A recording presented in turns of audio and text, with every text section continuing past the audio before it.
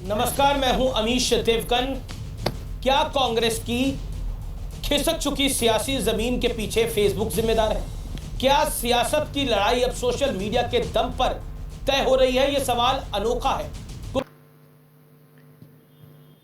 Facebook से या किसी भी जो एक तत्व से ना तो कांग्रेस की सियासी ज़मीन खिसकी है, उसके इतने सब जोर मारने के बाद सभी तंत्र, यहाँ तक कि पुजारी जितने भी हैं, मंदिरों के पुजारी, मस्जिदों के मौलाना और जितने भी जो प्रचारक हैं, जो जहाँ पे लोग इकट्ठे होते हैं और जो प्रचार तंत्र में जिनके अंडर में कुछ लोग हैं, उन सबको लुभाने की कोशिश की गई। हमेशा सरकार ने दबाव शाम दाम दंड भेद से उन लोगों को, जहाँ से भी लोगों को प्रचार होता है, प्रचार तंत्र को कंट्रोल किया।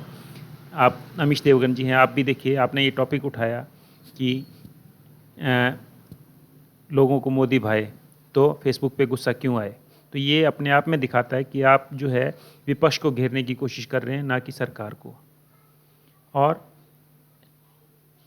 जो जहाँ तक वोट परसेंटेज की बात है, आप भी जानते हैं कि वोट परसेंटेज में ज़्यादा फ़र्क नहीं है भाजपा और कांग्रेस में, लेकिन फिर भी सीटों का इतना ज़्यादा अंतर इसमें समझ में आता है कि जहाँ पर भी थोड़े बहुत फ़र्क था, उसमें मैनिपुलेशन करके आपने ज़्यादा से ज़्यादा सीट्स ली और बाकी जहाँ पे कमी रही वहाँ पे आपने पैसे का खेल भी खेला। ये भी आज देश से छुपा हुआ नहीं है। प्रियंका वाड्रा, रणदीप सिंह सुरजेवाला, दिग्विजय सिंह, पूरी की पूरी कांग्रेस फेसबुक को लेकर मैदान में उतर गई है। राहुल गांधी कह रहे हैं कि बीजेपी और आरएसएस भारत में फेसबुक और व्हाट्सएप को कंट्रोल कर रहे हैं, झूठी खबरें और नफरत फैलाकर वोटरों को फुसला रहे हैं, बहला रहे हैं। उधर बीजेपी ने भी पलटवार किया और कहा कि राहुल गांधी कभी कहते हैं कि बीजेपी ईवीएम को कंट्रोल करती है, चुनाव आयोग को कंट्रोल करती है। बीजेपी का आरोप है कि राहुल गांधी अपनी हार की खींच उतार रहे हैं। लेकिन इसी बीच सोनिया गांधी ने भी मोदी सरकार पर हमला किया और कहा कि मोदी सरकार लोकतंत्र के खिलाफ खड़ी हो गई। वो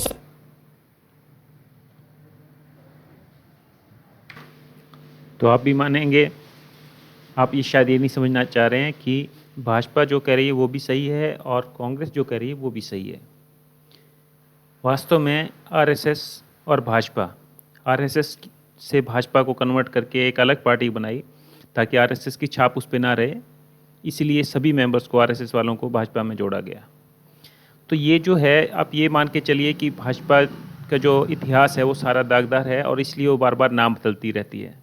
उसके पास पीछे से संजोने के लिए कुछ भी नहीं है, लेकिन उसने एक बहुत बड़ा ग्रुप बना लिया है, बहुत ज़्यादा लोगों को अपने as a workers, as a beneficiary जोड़ लिया है। और अब वो जैसे पहले वो अब देश को कंट्रोल करने की पोजीशन में है, उसके लिए अभी भाजपा हर जगह पर अपने लोगों को फिट कर रही है, जो कि आप वैसे अपेक्षित करते हैं। अगर इतना बड़ा ग्रुप कांग्रेस का भी होता तो शायद वो भी ऐसा ही करते, तानाशाही पे उतर आते। तो वही भाजपा कर रही है। लेकिन ये भाजपा करे या कांग्रेस करे, आप ये मान के चलिए कि ये देश के लिए हानिकारक है कि आप अपने लोगों को हर जगह पर, चाहे वो इलेक्शन कमीशन हो, चाहे कोर्ट हो या कोई भी हर एक संस्थान हो, यहाँ तक कि जो पत्रकार हैं उनको भी चैनल्स को खरीद लेना, ये सब चीज़ें जो हैं लोगों को बरगला करके, आप लोगों को गुमराह करके कुछ समय तक चल सकते हो। लेकिन जो आर्थिक व्यवस्था बिगड़ गई है, जब परिणाम बिल्कुल नेगेटिव आ गए, तब आप पत्रकारों को भी नहीं रोक पा रहे हैं कि वो भी कुछ ना कुछ थोड़ा बहुत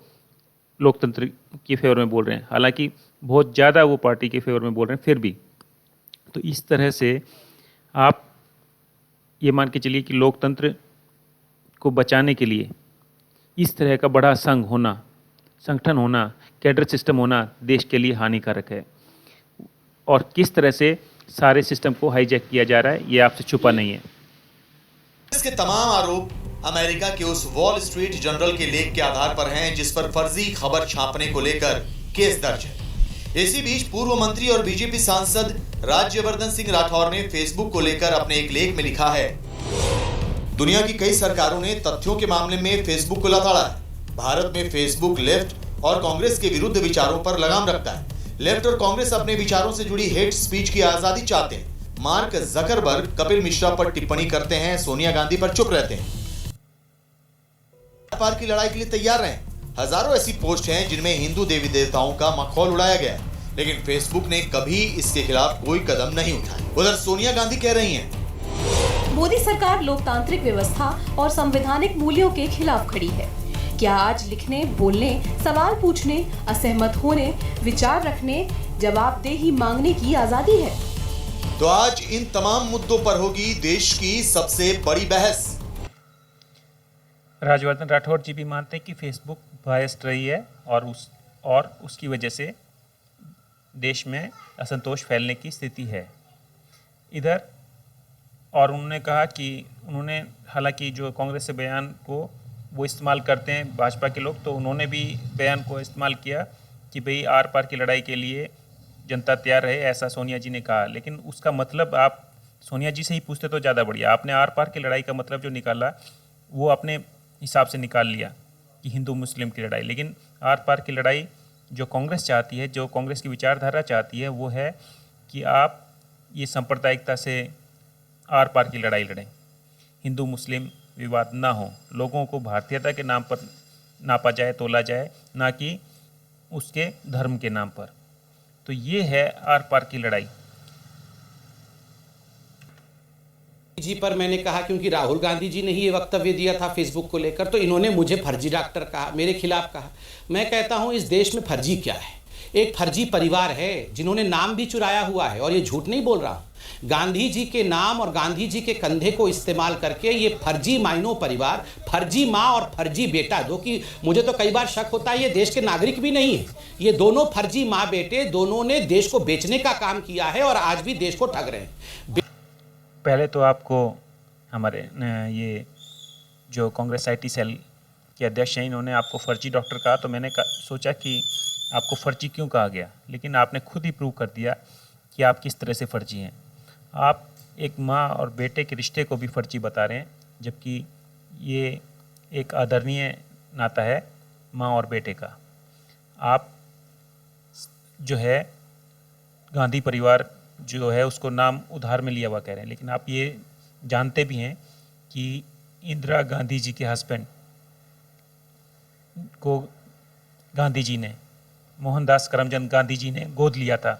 और आपको पता है हिंदू संस्कृति के हिसाब से गोद लेने के बाद उनका गोत्र गांधी हो जाता है, और उसके बाद जो भी उनके संतान होती हैं उन सब के साथ गांधी गोत्र ही जाता है। तो इसमें फर्जी वाली कोई बात नहीं है। लेकिन आप जो तोड़ मरोड़ के बात करना चाहते हैं पॉलिटिक्स के लिए, तो वो उस हिसाब से आप कुछ भी बोल सकते हैं। दूसरा, आपकी खुद की पार्टी आज पावर में है और आप कितने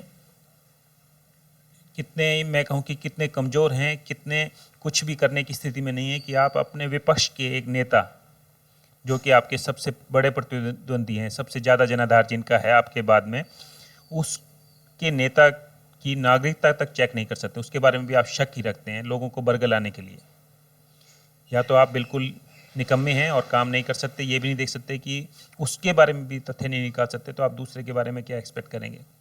या फिर आप जानबूझ के लोगों को बरगलाने के लिए इस तरह से तथ्य बना करके गलत बातें पेश कर रहे हैं, और फिर तो ये कहना जायज़ होगा कि आप एक फर्जी डॉक्टर हैं। चाहता हूं जहां तक फेसबुक का सवाल है वो तो फेसबुक से पूछिएगा। मैं अभी बेंगलुरु में जो दंगे हुए थे, आप जानते हैं, आप में से कोई हिम्मत नहीं कर सकता है वो फोटो दिखाने का, जो ओरिजिनल फोटो है जिसमें माँ लक्ष्मी के रूप को जो दर्शाया गया है, जो नग्नता के साथ दिखाया गया है, जिस प्रकार से माँ लक्ष्मी के लिए भद्दे शब्दों का प्रयोग किया गया है फेसबुक पोस्ट में एक विशेष कोट अनकोट विशेष समुदाय द्वारा, वो कोई नहीं बताता है। उस पर राहुल गांधी चुप रहते हैं क्योंकि राहुल गांधी मजे लेते हैं। राहुल गांधी तो कहते हैं हाँ हम मुसलमानों की पार्टी है, ठीक है।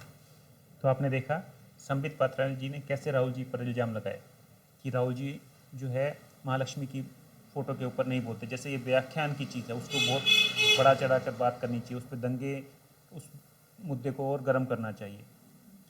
और उसके लिए इन्होंने राहुल गांधी जी पर इल्ज़ाम लगा दिया कि आप एक भारतीय नेता नहीं बल्कि मुसलमानों के नेता हैं। जैसे इनको तय करना है कि राहुल जी किसके नेता हैं, राहुल जी ने क्या कहा, तो ये सब काम है। इसी तरह से ये कुछ भी बातें बोल देते हैं और आरएसएस उन बातों को लोगों तक फैलाती है। मीडिया उसके साथ है। मीडिया में से किसी ने कोई ऑब्जेक्शन नहीं उठाया कि आप राहुल जी के बारे में ऐसा क्यों बोल रहे हैं? क्या वो पूरे भारत की पार्टी नहीं है? क्या सभी समुदायों के लिए वो नहीं बोलते हैं? लेकिन फिर भी उसके बावजूद फिर इन्होंने उसका महिमा मंडन किया एक तरह से कि भाई वो ओरिजिनल फ़ोटो आपने नहीं देखा, तो आप ही लगता है वो फ़ोटो कहीं पे दिखाई नहीं दिया और वो फ़ोटो आप ही के पास है, ओरिजिनल वाला जो है, जो किसी को जिसको नहीं दिखा सकते।